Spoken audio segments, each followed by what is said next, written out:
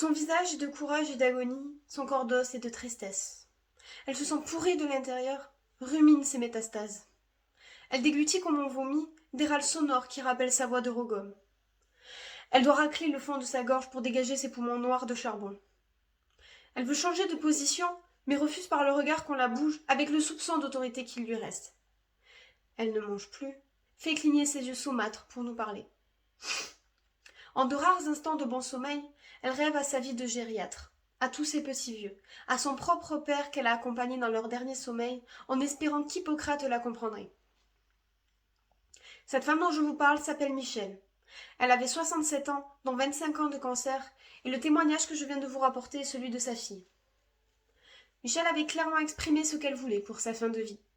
Elle avait rédigé ses directives anticipées dans lesquelles elle disait « Laissez-moi partir librement, en soulageant mes souffrances, lorsque je vous le demanderai. » Michel pensait pouvoir compter sur les progrès de la loi, et particulièrement sur ceux de la loi Leonetti, du 2 février 2016, qui fixe les droits des patients en fin de vie sur le territoire français. L'euthanasie active y est proscrite, mais également l'obstination déraisonnable du corps médical, ainsi que la prolongation artificielle de la vie. Plutôt que l'acharnement thérapeutique, la loi autorise un médecin à réduire ou à stopper le traitement d'un patient en fin de vie, même si cela doit entraîner sa mort à plus ou moins court terme. Plus simplement, cela signifie que l'euthanasie passive est tolérée en France. Mais de la loi aux faits, il y a malheureusement, encore bien souvent, un gouffre dans lequel nombreuses familles sont précipitées. Michel n'aura pas eu la possibilité de partir selon ses volontés. Pourtant, nous sommes au pays de la Déclaration des droits de l'homme et du citoyen de 1789, qui figure toujours dans le préambule de la Constitution de la Ve République. Dans son article 4, il est stipulé que la liberté consiste à pouvoir faire tout ce qui ne nuit pas à autrui. Ainsi, l'exercice des droits naturels de chaque homme n'a de borne que celle qui assure aux autres membres de la société la jouissance de ces mêmes droits. Ces bornes ne peuvent être déterminées que par la loi. Dans le même esprit, l'article 3 de la Déclaration universelle des droits de l'homme de 1948, dont la France est signataire, précise que tout individu a droit à la vie, à la liberté et à la sûreté de sa personne. Mais la fin de vie de Michel ne lui a pas appartenu. Et pourtant, la fin de vie, c'est encore la vie. Malheureusement, la réalité est parfois bien différente. Malgré la loi, force est de constater qu'en France, nous risquons de mourir ou de voir mourir nos proches dans des souffrances intolérables, et cela en raison des flous entourant la procédure d'administration d'une sédation profonde, et particulièrement lorsque celle-ci se déroule dans le cadre d'une hospitalisation à domicile. Le temps des expertises et de l'échange d'informations entre le médecin traitant, les infirmières et le service d'hospitalisation à domicile se révèle souvent interminable pour des patients qui ont besoin d'être soulagés de leur souffrance rapidement. Dans l'une de ses célèbres revues de presse des années 90, Coluche avait imaginé cette brève. Une bonne nouvelle, désormais l'avortement sera libre en URSS. Malheureusement, il y a beaucoup de demandes et 11 mois d'attente. C'est embêtant.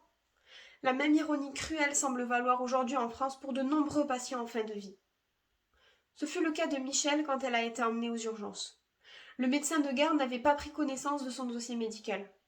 Il a confondu son cancer des poumons avec une infection au Covid-19 et refusa d'autoriser sa demande de sédation profonde. Ce fut également le cas lorsqu'elle revint chez elle, prise en charge par le service d'hospitalisation à domicile.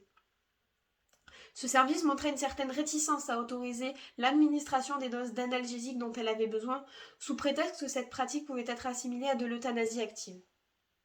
Pour être plus clair, quand il revient à une multitude d'acteurs de prendre une décision, c'est la déresponsabilisation assurée, surtout si ces acteurs ne sont pas en étroite relation.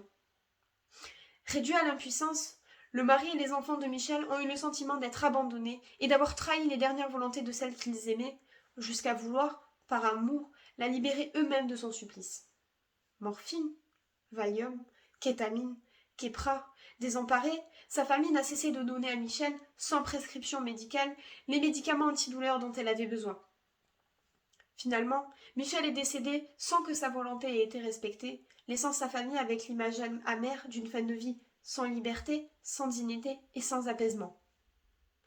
Disons les choses clairement. Qu'il est évidemment normal d'accompagner ceux que l'on aime dans leurs derniers instants, il est insensé de faire peser sur ceux qui sont encore là la culpabilité que représente un départ indigne.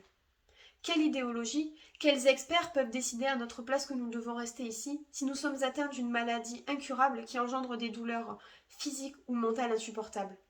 Un malade en fin de vie ne devrait-il pas avoir le droit de partir dans la dignité selon sa volonté? Nous sommes tous conscients que le droit à la fin de vie ne pourra jamais être parfait. Mais cela doit-il nous empêcher d'améliorer la loi? D'autres pays ont su prendre leurs responsabilités au nom du respect des droits humains. L'Espagne a adopté le 17 décembre 2020 une loi historique sur l'euthanasie. Nos voisins belges ont adopté la légalisation de l'euthanasie en septembre 2002 grâce à une loi qui protège le médecin qui pratique une euthanasie à la demande de son patient majeur, capable et conscient, affligé d'une souffrance physique ou psychologique constante et insupportable. Et que dire de la Suisse, ce pays si proche du nôtre qui a posé une législation sur le suicide assisté dès 1942? Il ne me semble pas que tous ces pays qui nous entourent aient depuis sombré dans la barbarie. C'est à cette lumière qu'il convient de considérer la proposition de loi déposée en novembre 2020 par la sénatrice Marie-Pierre de la Gontrie visant à défendre le droit de mourir dans la dignité. Ce projet de loi avait pour objectif de pousser l'exécutif à agir. Et pourtant, bien que cette proposition de loi fasse l'objet d'un large consensus dans l'opinion publique, elle n'a pas pu être votée à cause de basses manœuvres procédurales de quelques députés opposants minoritaires à une évolution de la loi. L'acharnement de quelques-uns et la lâcheté de beaucoup d'autres auront poussé à des lendemains incertains le progrès des droits humains au pays des droits de l'homme. Dans notre pays, la liberté, et notamment celle de disposer de son corps, est un principe fondamental.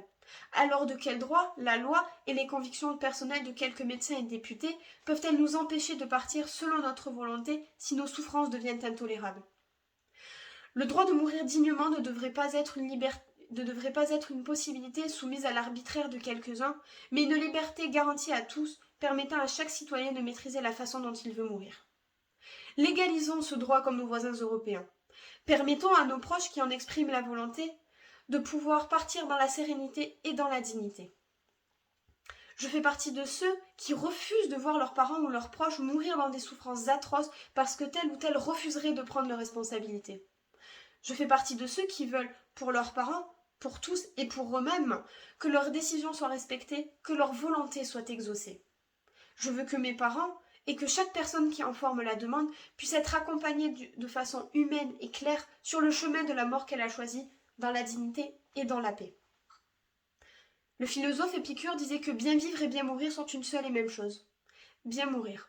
Voilà ce que signifie littéralement en grec le mot euthanasie. Cela n'a rien à voir avec le fait de donner la mort. Il ne s'agit pas de tuer un vivant, mais d'accompagner au mieux la vie déclinante de ceux qui vont mourir, ainsi que celle de leurs proches qui vont continuer à vivre. L'enjeu est finalement simple, faire en sorte qu'une fin de vie qui est toujours un déchirement ne se transforme pas en un remords ni en un malheur éternel. Décidément, bien vivre et bien mourir sont une seule et même chose.